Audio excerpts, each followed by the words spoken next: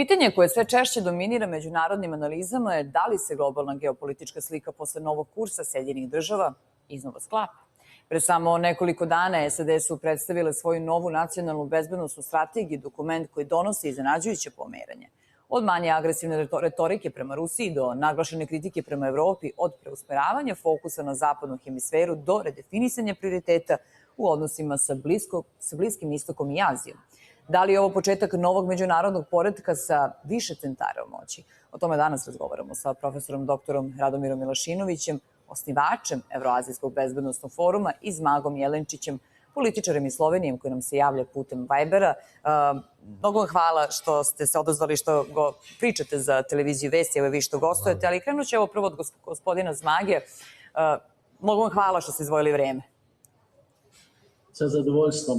Evo, SAD su objavile novu nacionalnu bezbednosnu strategiju početkom decembra. Da li ste upoznati sa dokumentom? Donosi li zaokret u odnosu SAD-a prema svetu? Da li po dokumentu SAD i dalje vide sebe kao atlas sveta koji nekako podiže globalni poredak ili napušta ideju širenja demokratije i slobode kao sopstvenog brenda svuda u svetu?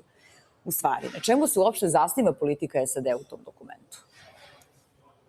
Amerika je uzela drugi kurs prema Evropi, prema svetu i prema sopstvenoj unutrašnjoj politici.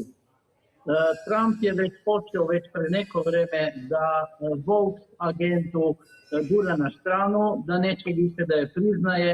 On nema više onog pitanja da li ima ljudska rasa 72 pola, nego je rekao da ima samo 2 pola i polako je počeo da skida ove neoliberalne varijante koje su se u Americi jako raširile za vreme, pogotovo za vreme Bajdena, a još i prije kod Obame.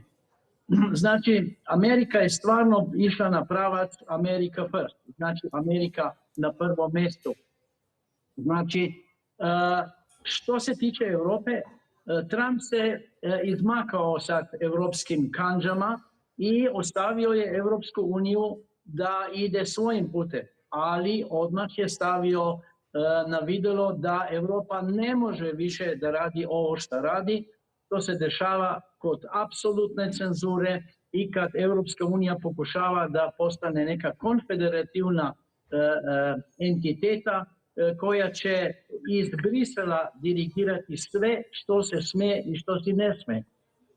Jedna od jako bitnih stvari je i to da je Trump sad rekao da nema više kontrole na YouTube-u i na Facebooku koje su do sada kontrolirale neoliberalne struje iz leve političke, znači u Americi iz demokratske, a u Evropi iz leve i ekstremno leve političke opcije.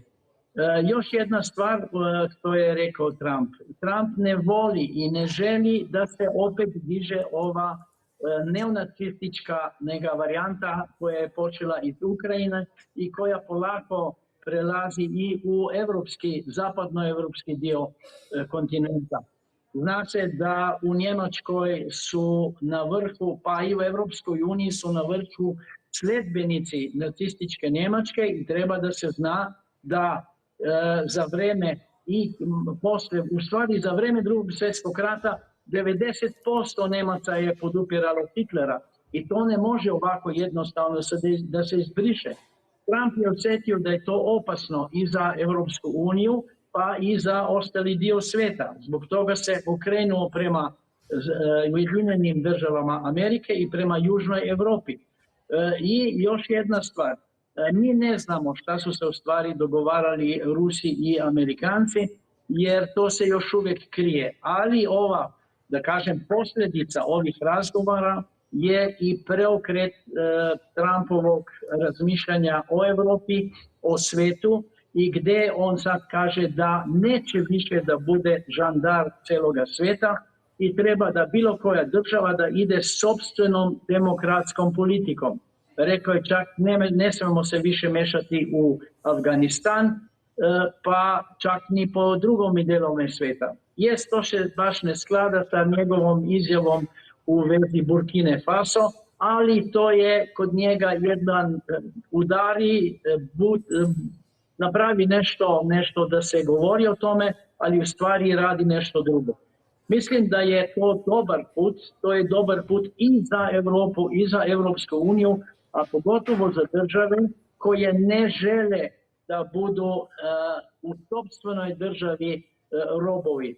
To se događa pogotovo sa malim državama Europske unije, pa i sa Slovenijom, gdje ova naša politička struktura, samo da ih neko potapša po ramenu, već radimo ono o čemu je Europska unija tek razmišljala. Zato ja mislim, jako je dobro što Srbija nije u Europskoj uniji, jer i ovako vas Europska unija steže, ali Amerikanci su stali na drugu stranu, tako da je i za Srbiju sad slobodniji put prema Ruskoj federaciji i sa kontaktima. Ja mislim da počet će se i lomiti ove sankcije protiv Ruske federacije i polako će i u Europskoj uniji, u državama Europske unije doći do nekog pametnog zaključka i kao što se desilo, na primjer, sa Mađarskom, kao se desilo sa Slovačkom i kao se desilo i sa Poljskom i sa Češkom. Znači, drugi odnos do Amerike, drugi odnos do evropskih takozvanih demokratskih promjena koje su bile samo na štetu evropskih naroda i pogotovo sa ovim migrantskim tokovima za koje je Trump rekao da ovi migrantski tokovi će uništiti Europu do kraja, makar je rekao da je Europa već jako načeta i jako preplavljena s ovim migrantima koje će uništiti europske ideje, jer Europska unija kad se stvarala nije bila takva kao što je danas. Danas je to neki multinacionalna kompanija koje vode određene, pogotovo njemačke, manje francuske, a u velikoj mjeri i engleske sile koje tendiraju da unište i belu rasu i da uvuku u evropski kontinent što više ljudi iz Afrike, iz Azije, pa tako da se po komandi Soroša uništi bela rasa i nekako se izmeša. Ali to je stvarno, isto kao što vam kažem, kraj Evropske unije i kraj Evrope. Gospodine Zmago, moram da uključim i gospodina Milošinovića. Šta je motivisalo Sjedinjene Američke Države da se okrenu tim nacionalnim interesima, suverenitetu država i praktičnim interesima? Kako to svedoči u toj novoj strategiji? Odnosno, da na prvo mesto stave real politiku. To vidite, to je velika sreća, ali prethodno da kažem da mi je izuzetno zadovoljstvo što sam u emisiji sa jednim od najvećih poznavalaca u Evropi međunarodnih odnosa i statusa svih država evropskih. Pozdravljam srdačno gospodina Zmaga Jelinčića i on je jedan od korifeja tumačenja istinskog svega onoga što se u svetu zadnjih godina, čak i desetina godina dešava. Dovoljno kaže u 20 rečenica i više nego mnogi ljudi koji se bave čak i naučno-istraživačkim delatnostima, ali što se tiče Amerike i te nove bezbednosne strategije, ne treba to naročito uzimati kao neki čvrsti temelj i čvrsti oslonac i stvarno usmerenje Sjedinjenih Američkih Država. Tu je više izražena želja da se mora nešto menjati, jer su ljudi sa Trumpom i oko Trumpa razumeli, što je najbitnije, razumeti situaciju u svetu, razumeti stepen i dosege svega onoga što je učinila globalistička i neoliberalna politika i dokle se došlo. Dakle, došlo se do jednog vrha, a taj vrh je bio pun protivurečnosti i svega onoga što bi trebalo da je van međunarodnih odnosa i svega onoga što reguliše međunarodne odnose i posebno bezbednost kao najglavniji i najbitniji činilac u međunarodnoj zajednici, uslovno tako da je nazovemo. Prema tome, ovaj zaokret ne mora da se desi, ali je izražena želja, volja, ali ne i nešto što je tako lako i moguće učiniti zbog činjenice što su stvoreni strašni otpori. Prvo u onoj prirodnoj zajednici, uslovno rečeno prirodnoj, takozvanog združenog zapada, i na kraju krajeva doprlo je do svesti preko Atlantika da se mora polaziti od te real politike, kako vi kažete, sa pravom, a ne od nekih pukih želja da se ostane ekskluzivan sa ekskluzivnim pravima, i to jednog subjekta međunarodne zajednice, odnosno Sjedinjenih Američkih Država, pri čemu se jedna, čini mi se, posrnula da je uslovno nazovemo civilizacija koju vezujemo za zapadnu Evropu, odnosno zapadna civilizacija koja se tretira i u svim naučnim studijama i analizama, tako da je ona naprosto ustupila nekim drugim kulturološkim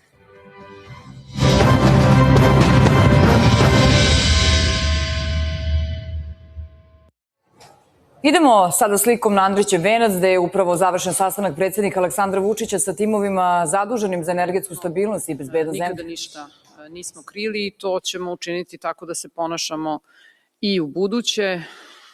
U finansijskom sektoru svesni smo da ljudi osjećaju probleme, to nam je jasno. Takođe, veliki broj pravnih lica je već ili prešao na novog snabdevača ili traži alternativu, to nam je takođe veoma jasno. Međutim, ono u što građani ne trebaju da imaju sumnje, to je da će država učiniti sve, da očuva stabilnost snabdevanja, da očuva energetsku stabilnost. Tako smo se ponašali i do sada. Da podsjetim građane da je 60. dan otkad su sankcije stupile na snagu, otkad nije bilo dotoka sirove nafte za pančevačku rafineriju i da tržište to nije osetilo, da građani to nisu osetili i zaista to je velika pobjeda države u smislu da smo se dobro spremili, ali i da građani imaju poverenje u svoju državu. I hvala vam, dragi građani, na tome. Nastavite da se tako ponašate, jer zaista možete biti uvereni da država čini sve, da su sve institucije angažovane, da smo svi angažovani, da ćemo nastaviti tako da se ponašamo da bi očuvali bezbednost snabdevanja. Međutim, situacija nije laka, ona je kompleksna, sve složenija, problemi se naravno nagomilavaju.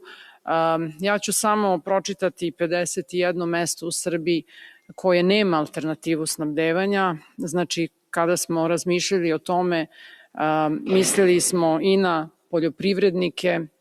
Da vas podsjetim, na NIS-ovim pumpama je subvencionisana cena goriva upravo da bi pomogli poljoprivrednike. Znači, to je takođe jedan od izazova. Mislili smo na mala preduzeća, na male kompanije, na pekare, na sve one kojima je gorivo naravno neophodno svaki dan.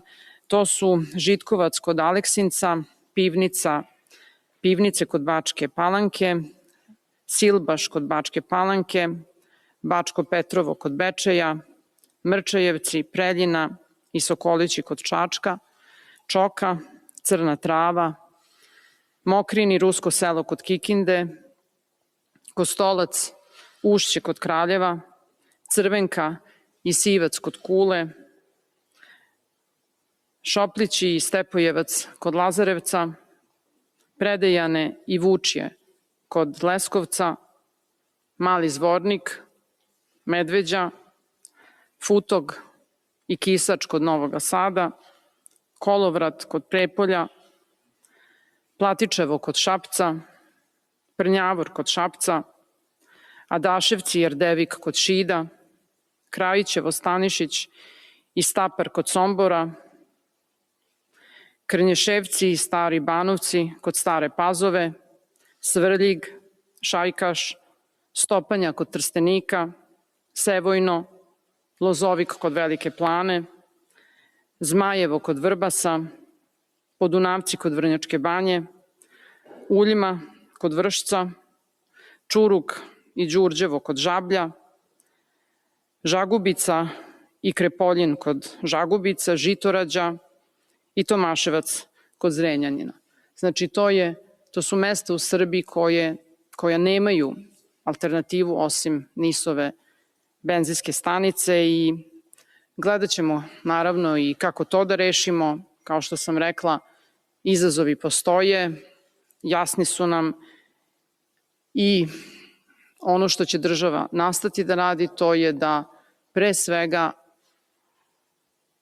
povećava svoje državne rezerve, to već činimo, to smo činili prethodne 3 godine kada su se one značajno uvećale, ukupno svih naftnih derivata oko 60%.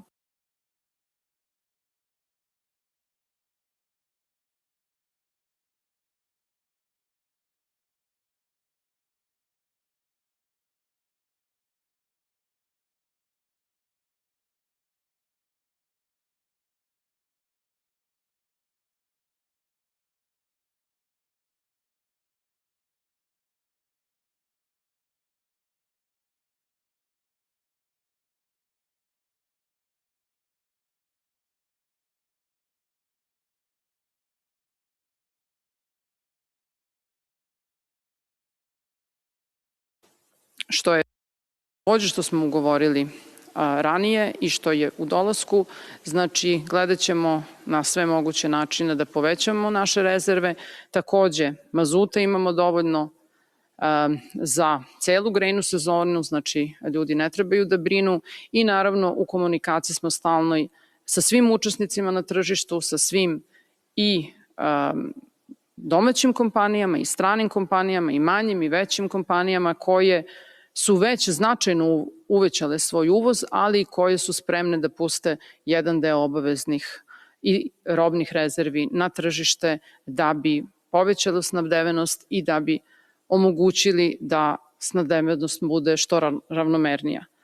Ono što takođe građani treba da znaju je da smo mi sve učinili što su ruski partneri od nas tražili, da smo apsolutno se složili da razgovaraju sa kim žele da bi prodali svoj udeo, da smo to odobrili, znači to je bila odluka države, znači sve što su oni od nas tražili smo učinili. Međutim, ne trebamo da zaboravimo da su ove sankcije uvedene od strane Sjedinjenih država, znači da su Amerikanci ti koji su ove sankcije uveli i da smo mi kao jedna mala zemlja koja samo želi da vodi svoju neutralnu politiku, pogođeni i da ono što očigledno je svima u interesu je da svoje interese zaštite, a da mi treba da platimo najveću cenu. Međutim, kao što sam rekla, mi ćemo nastaviti da radimo na tome, iako bude trebalo da donosimo i određene teške odluke da bi zaštitili našu energetsku sigurnost, našu energetsku bezbednost, jer naši građani i naša zemlja ne smeju da pate zbog neslaganja, nesuglasica, kako bilo, velikih sila. I da se o tome ovde radi i da je to svima treba da bude apsolutno jasno, a ono što sam sigurna da je jasno našim građanima je da imaju poverenje u svoju državu, da su imali to do sada, to govori u prilog tome da nije bilo nikakvih poremećaja na tržištu, nije bilo nikakvih ni povećanja potrošnje u tom smislu zbog svih ovih, da kažem, otežavajućih okolnosti i sigurna sam da će građani nastaviti da veruju svojoj državi jer ćemo mi rešenje naći.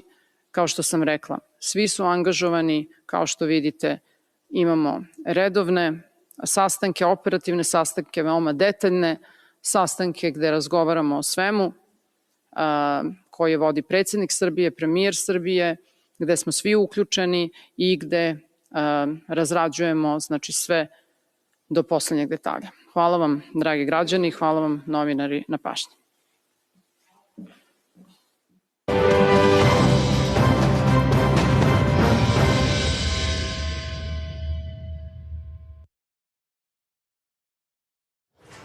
Slušali smo obraćanje ministarke Dubravke Đedović-Handanović. Nastavljamo razgovor sa našim gostima.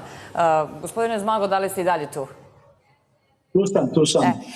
Da li se novom strategijom prema Rusiji uklapa Trumpov predlog za mir u Ukrajini, ali ono što Kijev i njegovi evropski partneri smatraju pravednim mirom za Ukrajinu?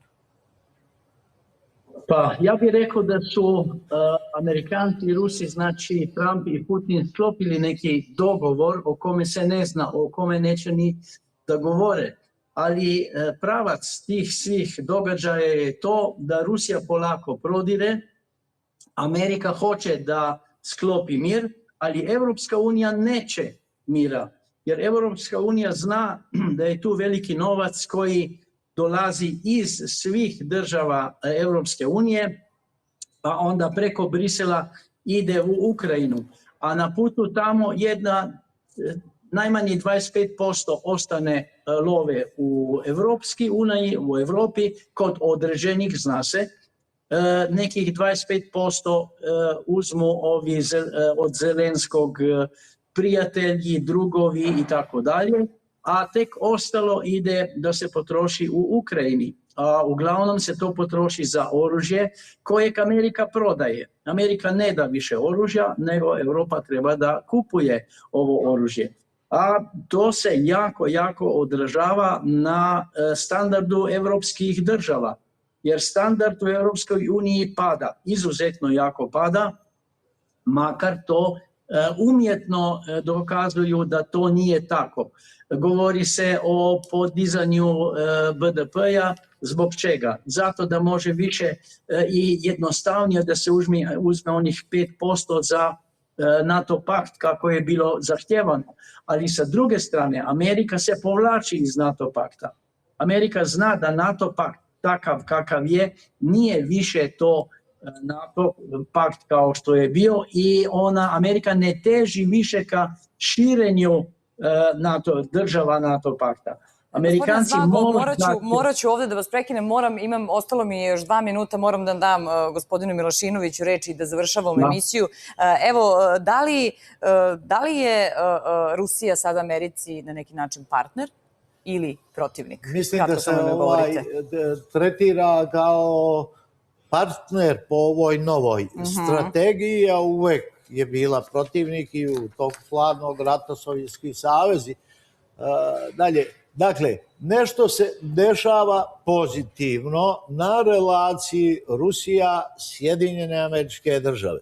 Evropa je tu pala, sama se ubila, čini mi se da se mnogo ne pita o bilo kom krucijalnom svjetskom problemu i gospođica ili stara gospođa Evropa koja je izmislila i počela 2 svjetska rata i sve one ratove kolonijalne i druge, morat će malo da napravi pauze jer joj neće drugi činioci u međunarodnoj zajednici dozvoliti da nastavi svoj put, a stvaranje Sjedinjenih evropskih država morat će još dugo da čeka iz prostog razloga što se u evropskom prostoru nagomilalo od fašizma, nacizma, ostataka svega toga do neke kvazi demokratije i svega onoga što nije više privlačno za bilo koga u svetu. Nažalost, jako mi je krivo što nismo imali više vremena da pričamo o ovoj temi. Mnogo vam hvala što ste izdvojili vreme. Evo i više ste došli u studiju i pričali za televiziju Vesti. Došli smo do kraja Otvorenog studija. Hvala vam na pažnji i ostanite uz kanal Vesti. Do gledanja.